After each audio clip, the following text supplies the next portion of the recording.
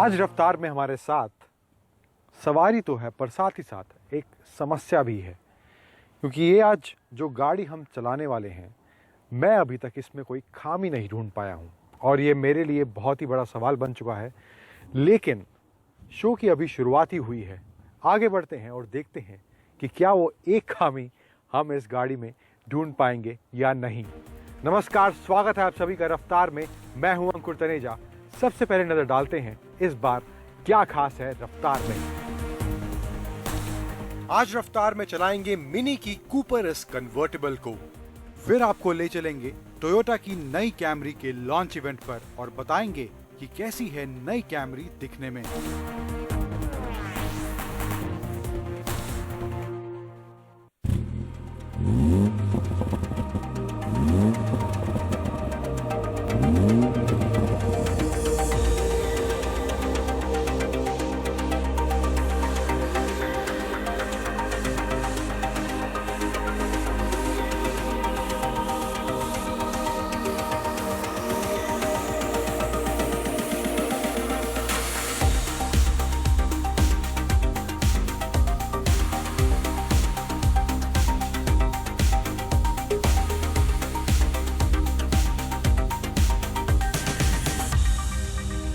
तो अब आप में से बहुत से दर्शक समझ गए होंगे कि मिनी की कूपर एस कन्वर्टेबल आज हमारी सवारी है और इसमें खामी ढूंढने की शुरुआत हम इसके लुक से ही करते हैं।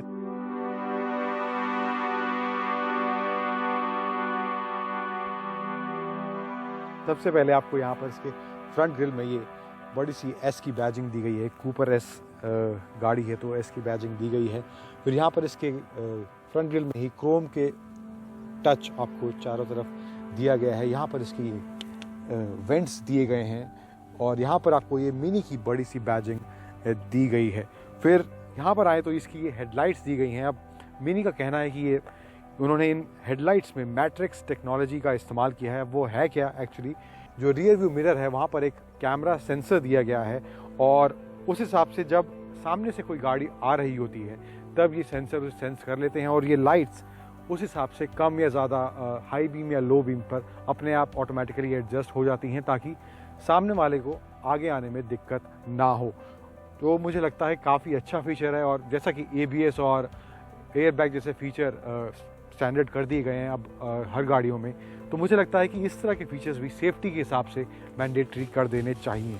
फिर साइड में यहाँ पर इसके 17 इंच के हैंडकुक टायर्स दिए गए हैं विद अलॉय व्हील्स। फिर यहाँ पर ये कन्वर्टेबल रूफ दिया गया है और यहाँ पर भी आपको इसके चारों तरफ यहाँ पर ये क्रोम की लाइनिंग इस मिनी के चारों तरफ आपको मिलेगी। इसके हैंडल बार्स में भी क्रोम है और फिर पीछे की तरफ आए तो यहाँ पर इसके ये टेल लाइट्स, इनमें ये यूनियन जैक डिज़ाइन का इस्तेमाल किया गया है जो वाकई में जब ये लाइट्स जलती हैं वाकई में बहुत आकर्षक देखने में लगता है। और फिर यहाँ पर भी आपको मिनी की बैजिंग दी गई है। यहाँ पर इसका ये ड्यूल एग्जॉस्ट और इसकी साउंड हम आपको ज़रूर सुनाएंगे, वाकई में बहुत ही दमदार, बहुत ही अच्छी साउंड है इसकी। और यहाँ पर इसका फिर बूट दिया गया है तो तकरीबन 200 लीटर का स्पेस है इस बूट में। और अब ये बात हुई इस गाड़ी की ये बाहर से दिखने में कैसी है। चलते हैं अंदर आगे की कतार में, देखते हैं अंदर किस तरह से गाड़ी लोडेड है, कितनी लग्जूरियस ये है।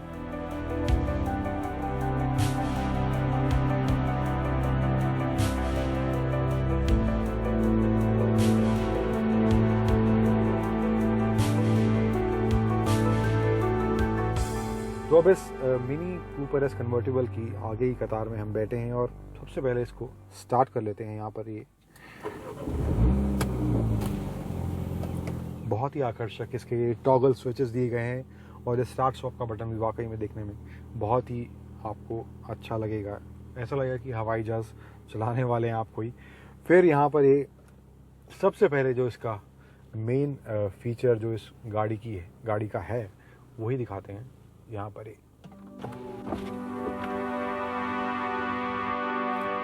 इम्प्रेसिव है ना।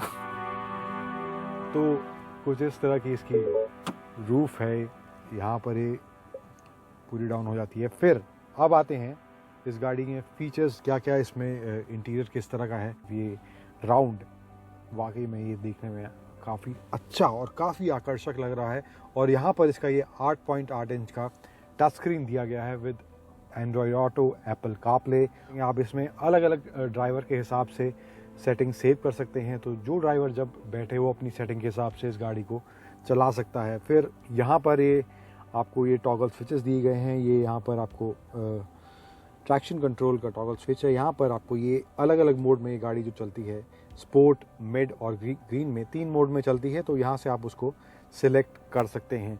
फिर यहाँ पर आपको ये इसका 7 स्पीड ऑटोमेटिक गियर बॉक्स दिया गया है, और ये यहाँ पर आपको इसके डिस्प्ले जो इसका टच स्क्रीन है उसको कंट्रोल करने के बटन्स यहाँ पर भी दिए गए हैं, यहाँ से आप उसको कंट्रोल कर सकते हैं। और फिर यहाँ पर ये आपको इसके डैशबोर्ड में भी यहाँ वाइट और ब्लैक, इस पूरी गाड़ी में वाइट और ब्लैक का थीम इस्तेमाल किया गया है, तो कुछ वैसा ही आपको यहाँ पर देखने को मिलेगा। यहाँ पर भी इसके डैश में ये पियानो ब्लैक टच दिया गया है। यहाँ पर भी ये काफ़ी सॉफ्ट इसका डैशबोर्ड है। प्रीमियम गाड़ी है, अब इतनी महंगी गाड़ी होगी तो ये सब चीज़ें मिलना लाजमी है।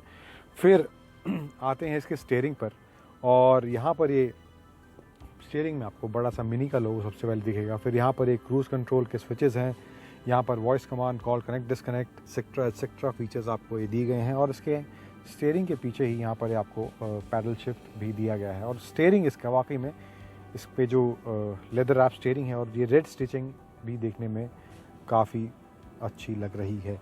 फिर यहाँ पर इसके ये स्पीडोमीटर, ओडोमीटर और ये टैकोमीटर, फ्यूल गेज, और बीच में छोटी स्क्रीन दी गई है, इसी में ऑडोमीटर है इसका। यहाँ पर आप अलग अलग इन्फॉर्मेशन आप इसमें देख सकते हैं, कितनी रेंज वगैरह, टाइम, टेम्परेचर और यही सब चीज़ें आप इस में देख सकते हैं। और कौन से मोड में ये गाड़ी है, किस मोड में गाड़ी चल रही है, वो भी आपको इन्फॉर्मेशन यहाँ पर मिल जाती है। आर्मरेस्ट दिया गया है और इसमें हमन स्पीकर्स दिए गए हैं सराउंड साउंड के साथ। फिर यहाँ पर आपको ये भी एक काफ़ी अच्छी चीज़ मुझे देखने में लगी, ये जो स्क्रीन यहाँ पर दी गई है, ये आपको कुछ इन्फॉर्मेशन, स्पीड या गाड़ी में जो आप इसका रूफ़ को जब खोलते हैं तब ये बंद हो गई है, नहीं हो गई है, तो वो सब इन्फॉर्मेशन इस यहाँ डिस्प्ले में भी, ताकि आपको बार बार इसमें जो स्पीडोमीटर का डिस्प्ले है उसमें देखने की ज़रूरत ना पड़े, तो एकदम सामने आपको भी वो इन्फॉर्मेशन मिल जाती है, जो कि एक वाकई में कन्वीनियंट फीचर है। तो ये सब तो कुछ इसकी फ्रंट रो का मामला है। चलते हैं पीछे। यहाँ पर हम इसके पीछे की कतार में आते हैं। बैठ तो अगर मेरे पीछे अगर मेरी कद काठी या मेरे साइज़ का कोई आदमी बैठना चाहता है, और मुझसे बड़ा तो बिल्कुल नहीं बैठ सकता, तो कोई बैठना चाहता है, तो अगर फ्रंट रो में कोई नहीं बैठा है, तो जैसा कि कोई पैसेंजर गाड़ी में नहीं है, तो पीछे कोई बैठना चाहता है, कोई शॉफर ड्रिवन अगर गाड़ी है, तो कोई ड्राइवर या एक पीछे बंदा आगे की सीट आगे करके बैठ सकता है। लेकिन अगर 4 लोग इस गाड़ी में बैठना चाहें तो नामुमकिन है। शायद बच्चे वगैरह इसमें बैठ पाएँ, लेकिन लेग स्पेस के मामले में वाकई में इसमें बिल्कुल भी जगह नहीं है। और मुझे लगता है यही एक वो खामी हो सकती है जिसके बारे में हम शुरू में बात कर रहे थे। लेकिन ये आपके और हमारे जैसे सैलरीड लोगों के लिए ये एक चीज़ हो सकती है कि हमें गाड़ी की स्पेस, गाड़ी की इकोनॉमी, इन सब चीज़ों पर ध्यान देते हैं, लेकिन जो इस गाड़ी को लेना चाहेगा, मुझे नहीं लगता कि वो इस तरह की चीज़ों पर ज़्यादा ध्यान देगा। उसके लिए लग्जरी या स्टाइल या ये सब जो फीचर इस गाड़ी में दिए गए हैं वो ज़्यादा मायने रखते होंगे। अब आपको इसके कुछ आंकड़े बता देते हैं, फिर चलते हैं इस मिनी एस कन्वर्टेबल की ड्राइव पर।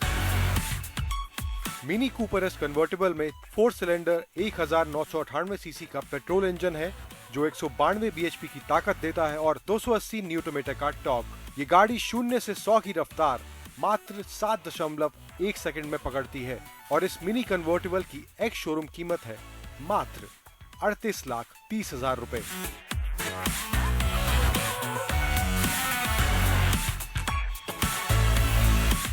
फिर इस गाड़ी के ड्राइव और परफॉर्मेंस की बात करें तो इसमें बैठते ही लग्जरी की फील तो आती ही है, और ड्राइव के दौरान इसकी सीट्स भी आपको काफी आरामदायक लगेंगी, चाहे वो लंबी दूरी की ड्राइव ही क्यों ना हो। फिर जब आप इसको स्टार्ट करने के बाद इसका एक्सीलरेटर दबाते हैं, उसी पल में आप समझ जाते हैं कि क्यों इस गाड़ी और इसके ब्रांड का इतना नाम है, क्योंकि इसका परफॉर्मेंस वाकई में नेक्स्ट लेवल का है। और खास तौर से जब ये गाड़ी स्पोर्ट मोड में होती है तब इसका ड्राइविंग एक्सपीरियंस वाकई में इस गाड़ी को अनोखा बनाता है। इसका 7 स्पीड ट्रांसमिशन भी काफी सटीक है और इसमें ड्राइव के दौरान आपको कोई लैग भी महसूस नहीं होगा। ब्रेक्स की पकड़ भी कम या ज्यादा रफ्तार में काफी संतुलित है और आपको इसमें ABS, EBD, ब्रेक असिस्ट और ट्रैक्शन कंट्रोल जैसी सुविधाएं तो मिलती ही हैं। अब इसका सस्पेंशन थोड़ा स्टिफ एंड पर ज्यादा है और गड्ढे आपको थोड़े ज्यादा महसूस होंगे, लेकिन हकीकत में ये गाड़ी ऐसी ही सड़कों और रास्तों के लिए बनी है जहां गड्ढे ना बराबर हों। अब इसकी खूबियों की लिस्ट इतनी लंबी है तो इसमें खामी ढूंढना एक चुनौती जैसा ही है। फिर भी हमें जो रियर सीट्स में जगह की कमी महसूस हुई उसी से अपने इस मकसद को मुकम्मल हुआ मान लेते हैं। तो रफ्तार में वक्त हो चला एक ब्रेक का। ब्रेक के बाद रफ्तार की दुनिया से कुछ खास खबरें।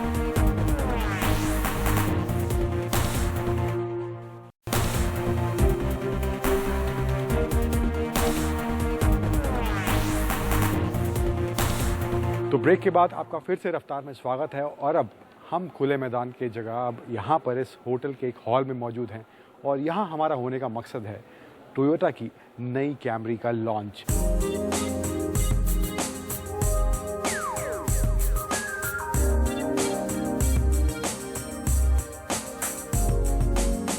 और फटाफट हम आपको बता देते हैं इस नई कैमरी में क्या क्या नया दिया गया है। काफ़ी प्रीमियम ये लग रही है देखने में। यहाँ पर ये आपको फ्रंट ग्रिल इसका देखने को मिलेगा, ये सिल्वर टच में दिया गया है। सामने से देखने में ये वाकई में काफ़ी प्रीमियम लग रही है और ये 2.5 लीटर का इसमें पेट्रोल इंजन दिया गया है और साथ ही साथ इसमें एक इलेक्ट्रिक मोटर दी गई है, तो ये हाइब्रिड कैमरी है। फिर यहाँ पर इसकी LED प्रोजेक्टर हेडलैम्प्स दिए गए हैं, LED DRLs दिए गए हैं और LED फॉग लैम्प्स भी यहाँ पर नीचे दिए गए हैं।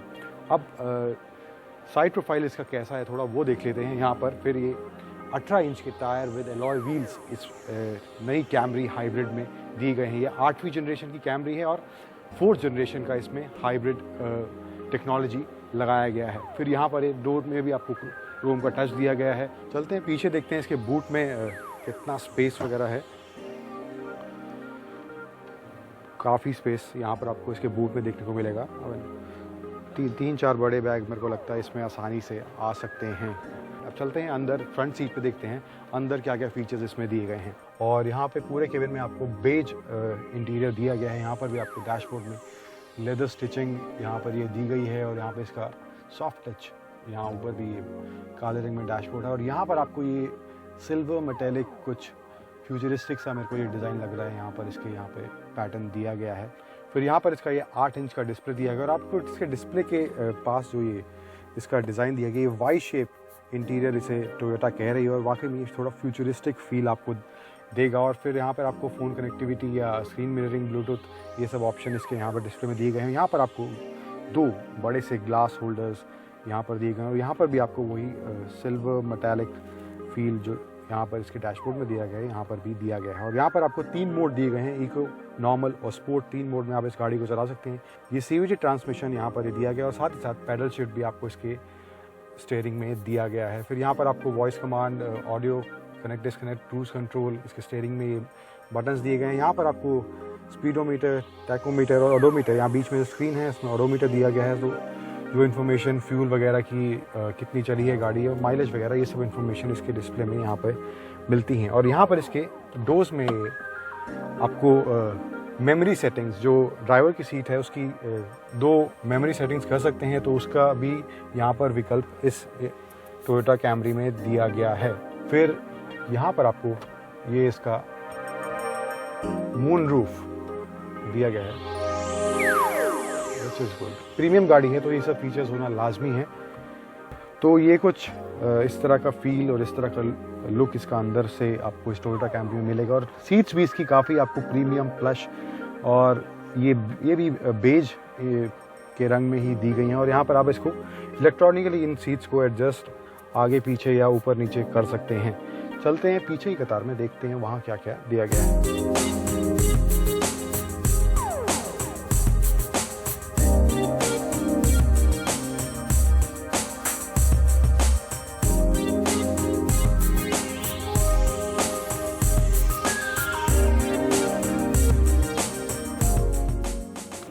अब यहाँ पीछे की कतार में हम बैठे हैं इस नई टोयोटा कैमरी हाइब्रिड की। तो leg room Thai support, headroom काफ़ी अच्छा है ये। और एक चीज़ जो मेरे को इसमें काफ़ी, आपको पीछे की कतार में जो लोग बैठे हैं उनको भी एक प्रीमियम फील मिलेगा, वो है यहाँ पर ये इसका टच स्क्रीन टाइप दिया गया है, जिससे आप अपनी सीट्स को इलेक्ट्रॉनिकली आगे पीछे कर सकते हैं। This is very interesting. फिर यहाँ से आप इसका पीछे का जो रियर मिरर का ब्लाइंड है उसको भी आप यहाँ से कंट्रोल कर सकते हैं, जो मुझे लगता है काफ़ी फंक्शनल। और डिस्प्ले के फीचर्स भी, चैनल अप डाउन, ट्रैक आगे पीछे कर सकते हैं, और वॉल्यूम कंट्रोल भी यहाँ पर दिया गया है। और यहाँ पर ये सॉफ्ट टच के साथ इसके ये 2 ग्लास होल्डर्स पीछे की सवारियों के लिए भी दिए गए हैं। और एक चीज़ यहाँ पर भी है, यहाँ से आप इसके बूट को भी एक्सेस कर सकते हैं। कुछ छोटा मोटा सामान आपको अगर निकालना है बूट से तो यहाँ से भी आप बैठकर निकाल सकते हैं। और यहाँ पर आपको ये रियर एसी वेंट्स, साथ में ये USB पोर्ट, यहाँ पर ये 2 USB पोर्ट दिए गए हैं। तो कुछ ऐसा मामला है यहाँ पर इसकी टोयोटा कैमरे की बाहर से और अंदर से गाड़ी दिखने में कुछ ऐसी है। जिस तरह की इस गाड़ी की मार्केट है भारतीय बाज़ार में, होंडा की अकॉर्ड जैसी गाड़ियों से इसका मुकाबला होगा। अब किस तरह का रिस्पांस इसको मिलने वाला है, और जल्द ही हम इसकी टेस्ट ड्राइव भी करेंगे और चलने में ये गाड़ी कैसी है वो भी आपको बताएंगे।